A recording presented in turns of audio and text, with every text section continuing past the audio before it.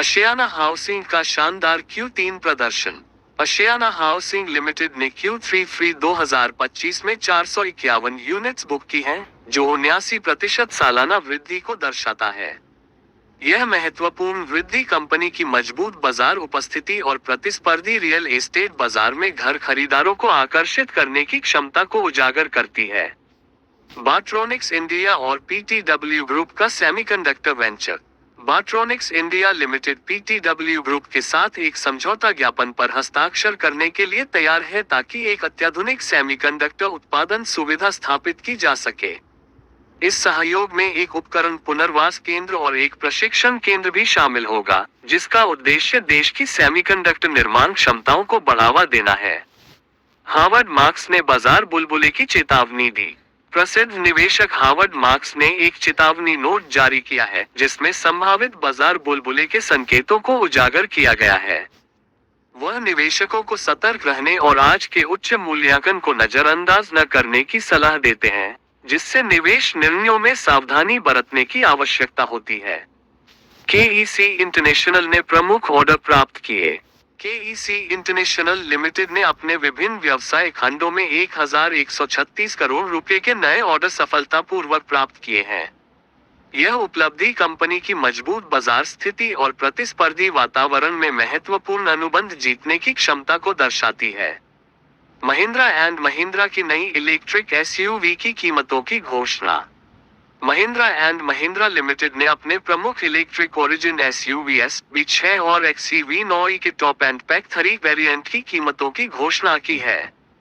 ये नए इलेक्ट्रिक वाहन अपने उन्नत फीचर्स और प्रतिस्पर्धी कीमतों के साथ बाजार में महत्वपूर्ण प्रभाव डालने के लिए तैयार हैं। NSE ने F&O कॉन्ट्रैक्ट्स का विस्तार किया। नेशनल स्टॉक एक्सचेंज NSE ने अपने फ्यूचर्स और ऑप्शंस F&O कॉन्ट्रैक्ट्स में कई प्रमुख कंपनियों को जोड़ने का निर्णय लिया है, जिनमें Castrol India, gland pharma, NBCC, Phoenix mills, solar industries और टोरेंट पावर शामिल हैं। इस कदम का उद्देश्य निवेशकों को अधिक विविध व्यापारिक अवसर प्रदान करना है। रिलायंस एनर्जी की नई सहायक कंपनियां। Reliance energy limited, Reliance infrastructure limited की एक सहायक कंपनी ने नई सहायक कंपनियां RRCPL, RGIPL, RCMPL और RLPL को शामिल किया है। ये रणनीतिक कदम कंपनी की परिचालन दक्षता को बढ़ाने और उसके बाजार पहुंच को विस्तारित करने की उम्मीद है। रूट मोबाइल का अभिनव टिकटिंग समाधान। रूट मोबाइल ने PTMRT जकार्ता के साथ साझेदारी की है ताकि एक अनूठी व्हाट्सएप टिकटिंग प्रणाली को वेंडिंग मशीनों और ईमेल के माध्यम से लॉन्च किया जा सके। यह अभिनव समाधान टिकटिंग प्रक्रिया को सरल बनाने और यात्रियों के लिए एक सुविधाजनक विकल्प प्रदान करने का उद्देश्य रखता है।